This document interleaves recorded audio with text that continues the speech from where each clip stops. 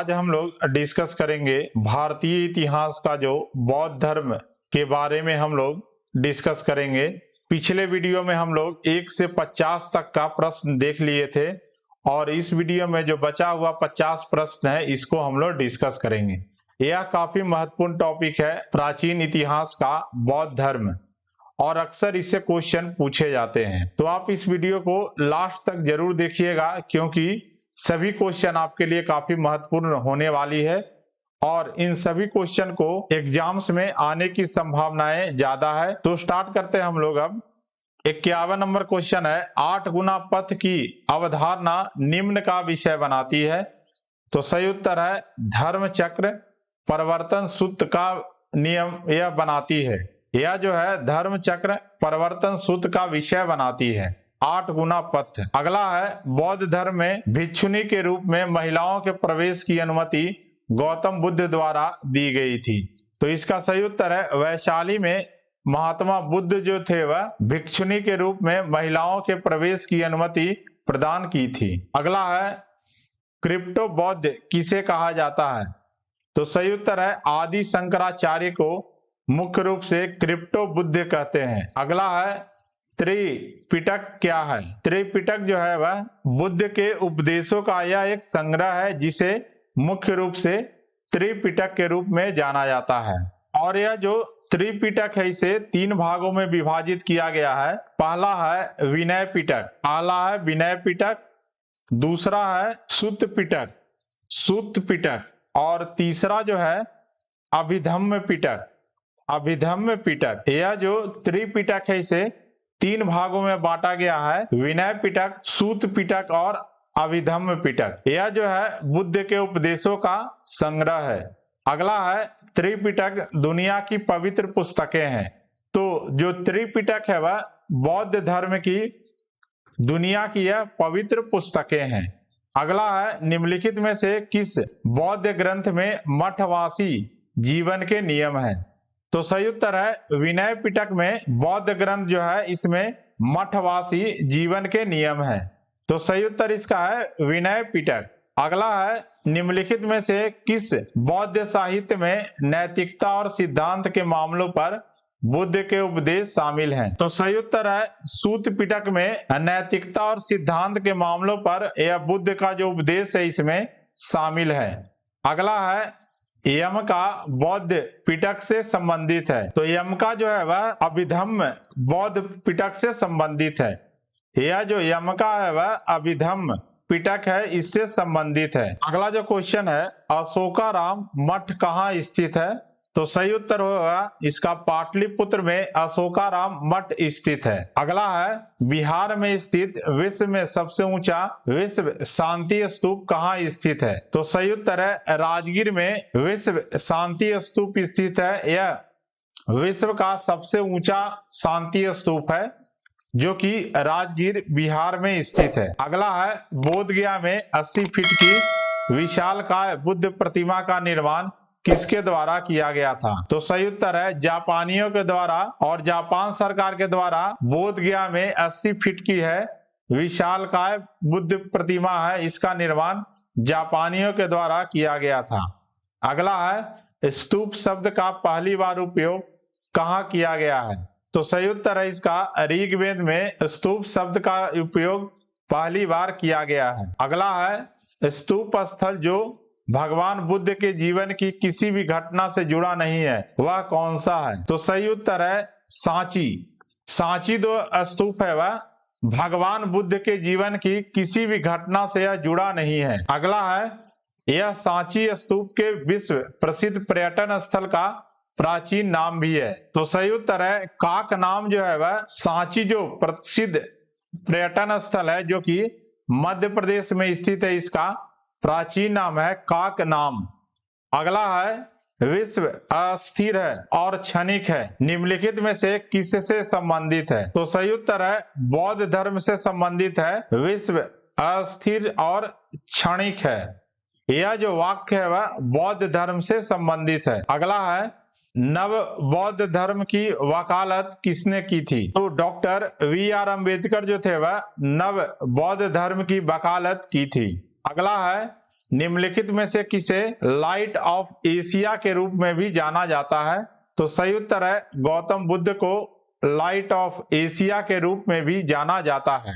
अगला है भारत के सांस्कृतिक इतिहास के संदर्भ में निम्नलिखित में से कौन सा परमितस शब्द का सही वर्णन है? तो सही उत्तर इसका है ऑप्शन सी, इसका सही वर्णन है परमितस शब्द का। जिन सिद्धियों की प्राप्ति से बोधिसत्व मार्ग हुआ उसे हम लोग कहते हैं परमितस। अगला क्वेश्चन है सर एडविन आर्नोल्ड की पुस्तक है the light of the Asia, वह किस पर आधारित है? तो सही उत्तर है लालित विस्तार पर यह पुस्तक आधारित है और इस पुस्तक में भगवान बुद्ध के जीवन चरित्र का वर्णन है। अगला क्वेश्चन है बौद्ध धर्म के हीनयान और महायान संप्रदायों के बीच मूलभूत अंतर क्या है? तो सही उत्तर है देवी देवता की पूजा जो है यह मूलभूत अंतर है हीनयान और महायान संप्रदायों के बीच। तो भगवान बुद्ध की मृत्यु के बाद बौद्ध जो धर्म है यह दो भागों में बट गया, एक है हीनयान और दूसरा है महायान। हीनयान वह संप्रदाय है जो कि भगवान बुद्ध की जो मूल शिक्षा है इसमें विश्वास रखता है और महायान वैसा संप्रदाय है जो कि भगवान बुद्ध की मूर्ति पूजा में यह विश्वास रखता है। यह क्या मूर्ति पूजा में यह विश्वास रखता है महायान। और हीनयान जो संप्रदाय है वह भगवान बुद्ध की जो मूल शिक्षा था उसमें यह विश्वास करता है। तो सही उत्तर इसका है ऑप्शन नंबर सी, देवी देवता की पूजा। अगला है गौतम बुद्ध को किस अवधि के दौरान भगवान के पद पर पदोन्नत किया गया था? तो सही उत्तर है कनिष्क के टाइम में भगवान बुद्ध को जो है भगवान के पद पर पदोन्नत किया गया था और कनिष्क के समय ही चौथी बौद्ध परिषद आयोजित किया गया था कश्मीर के कुंडल वन में 72 एडी में। और कनिष्क जो था यह कुषाण वंश का शासक था। यह कनिष्क जो था वह कुषाण वंश का शासक था। अगला क्वेश्चन है भारत में पूजी जाने वाली पहली मानव प्रतिमा कौन सी थी? तो सही उत्तर है गौतम बुद्ध की जो प्रतिमा है वह भारत में पूजी जाने वाली है मानव की पहली प्रतिमा थी। अगला है निम्नलिखित में से किसने देश में मूर्ति पूजा की नींव रखी थी? तो सही उत्तर है बौद्ध धर्म ने सबसे पहले देश में मूर्ति पूजा की नींव रखी थी। अगला क्वेश्चन है उस मुद्रा का नाम बताइए जिसे सारनाथ प्रथम उपदेश की गंधारण बुद्ध छवि द्वारा दर्शाया गया है। तो सही उत्तर है ध्यान मुद्रा। यह जो मुद्रा है ध्यान मुद्रा है जिसे सारनाथ प्रथम उपदेश की गंधारण बुद्ध छवि द्वारा दर्शाया गया है। अगला है गौतम बुद्ध की खड़ी प्रतिमा का निर्माण किस काल में किया गया था? तो सही उत्तर है कुषाण काल में गौतम बुद्ध की खड़ी प्रतिमा का निर्माण किया गया था। अगला है भगवान बुद्ध की छवि को कभी कभी हाथ के इशारे से दिखाया जाता है जिसे कहा जाता है भूमि स्पर्श मुद्रा। यह किसका प्रतीक है? यह है भूमि स्पर्श मुद्रा जो है भगवान बुद्ध का है और इसका सही उत्तर होगा ऑप्शन बी। मारा के प्रलोभन के बावजूद बुद्ध ने अपनी पवित्रता को देखने के लिए पृथ्वी का आह्वान किया। यह जो है भगवान बुद्ध की भूमि स्पर्श मुद्रा है, यह प्रतीक इसका है। तो ऑप्शन बी इसका सही उत्तर है। अगला क्वेश्चन है भूमि स्पर्श मुद्रा की सारनाथ बुद्ध की छवि किसकी है? तो सही उत्तर है गुप्त काल के दौरान भूमि स्पर्श मुद्रा जो है वह सारनाथ बुद्ध की छवि है। अगला है महायान बौद्ध धर्म में बोधिसत्व अवलोकितेश्वर को किस नाम से जाना जाता था? तो सही उत्तर है पद्म पाणी के नाम से जाना जाता था। बोधिसत्व अवलोकितेश्वर को पद्म पाणी के नाम से जाना जाता था। अगला है हीनयान चरण का सबसे बड़ा और सबसे विकसित रॉक कट चैत्य हॉल कहाँ स्थित है? तो सही उत्तर है कार्ले में स्थित है। हीनयान चरण का सबसे बड़ा और सबसे विकसित जो है रॉक कट चैत्य हॉल है, यह कार्ले में स्थित है। और यह अजंता की जो गुफाएं हैं इसमें स्थित है चैत्य हॉल जो कि औरंगाबाद महाराष्ट्र में है। अगला है किस भारतीय बौद्ध भिक्षु को पहली शताब्दी ईस्वी में चीन भेजा गया था? तो सही उत्तर है नागार्जुन जो थे भारतीय बौद्ध भिक्षु थे, उन्हें पहली शताब्दी में चीन भेजा गया था। अगला क्वेश्चन है शून्य का सिद्धांत, जिसे शून्यता कहते हैं, बौद्ध दार्शनिक द्वारा प्रतिपादित किया गया था। तो सही उत्तर है नागार्जुन जो थे बौद्ध दार्शनिक थे, इनके द्वारा शून्य का सिद्धांत प्रतिपादित किया गया था। अगला है नागार्जुन किस बौद्ध विद्यालय से संबंधित थे? तो इसका सही उत्तर है वैभाषिका विद्यालय से संबंधित है नागार्जुन। अगला क्वेश्चन है बौद्ध शिक्षा का केंद्र है।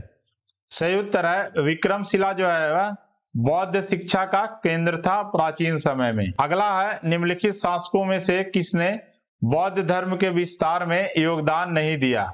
तो इसका सही उत्तर है पुष्यमित्र शुंग जो थे, शुंग डायनेस्टी के, उन्होंने बौद्ध धर्म के विस्तार में कोई भी योगदान नहीं दिया था। अगला है निम्नलिखित में से कौन सा राज्य ओदंतीपुर शिक्षा केंद्र स्थित था? तो इसका सही उत्तर है बिहार में जो प्रसिद्ध शिक्षा केंद्र था ओदंतीपुर यह स्थित था प्राचीन समय में। अगला है वल्लभी विश्वविद्यालय कहाँ स्थित था? तो सही उत्तर इसका है गुजरात में स्थित था वल्लभी विश्वविद्यालय, जो कि गुजरात में यह स्थित था। अगला है नालंदा विश्वविद्यालय की स्थापना किसके राजवंश के दौरान हुई थी? तो सही उत्तर है गुप्ता जो पीरियड था इसमें नालंदा विश्वविद्यालय की स्थापना हुई थी।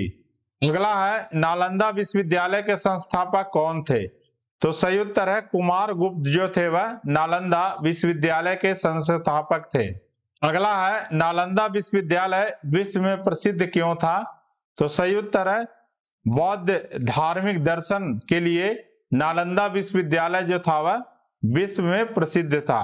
अगला है नव नालंदा महाविहार किसके लिए प्रसिद्ध है? तो सही उत्तर है पाली अनुसंधान केंद्र के लिए नव नालंदा महाविहार जो है वह प्रसिद्ध है। अगला है बौद्ध धर्म और जैन धर्म के बीच निम्नलिखित में से कौन सा आम नहीं है? तो सही उत्तर इसका है आत्म मृत्यु। यह जो है बौद्ध धर्म और जैन धर्म दोनों में अलग अलग है। अगला क्वेश्चन है जैन धर्म और बौद्ध धर्म दोनों का मानना है कि सही उत्तर इसका कर्म का दर्शन और आत्मा का स्थानांतरण सही था। यह जो है दोनों का मानना है जैन धर्म और बौद्ध धर्म का। अगला क्वेश्चन है क्षणिकता का सिद्धांत किसने प्रतिपादित किया है? तो सही उत्तर है गौतम बुद्ध जो थे वह क्षणिकता का सिद्धांत को प्रतिपादित किया है। अगला है निम्नलिखित कथनों पर विचार कीजिए कि चैत्य और विहारों में क्या अंतर है? तो इसका सही उत्तर है चैत्य जो है यह पूजा का स्थान है और विहार जो है यह एक निवास स्थान है। यह दोनों के बीच सामान्य अंतर है चैत्य और विहारों के बीच में।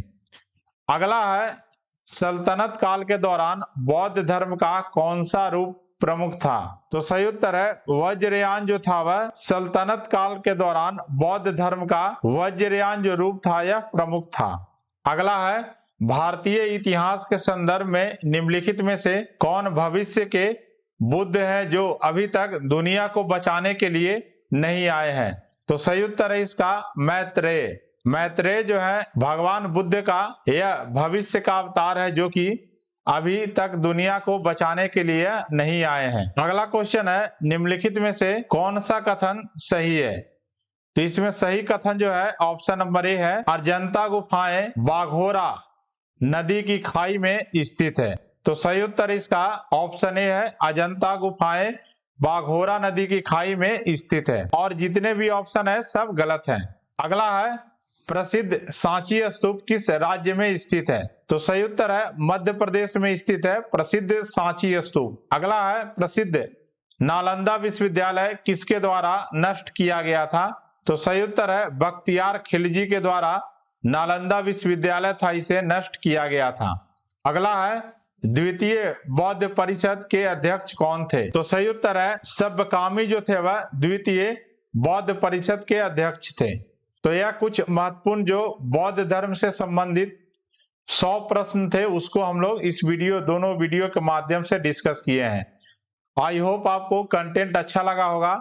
आप प्लीज इस वीडियो को लाइक कीजिएगा, सब्सक्राइब कीजिएगा और ज्यादा से ज्यादा इसे आप शेयर कीजिएगा। जय हिंद, जय भारत।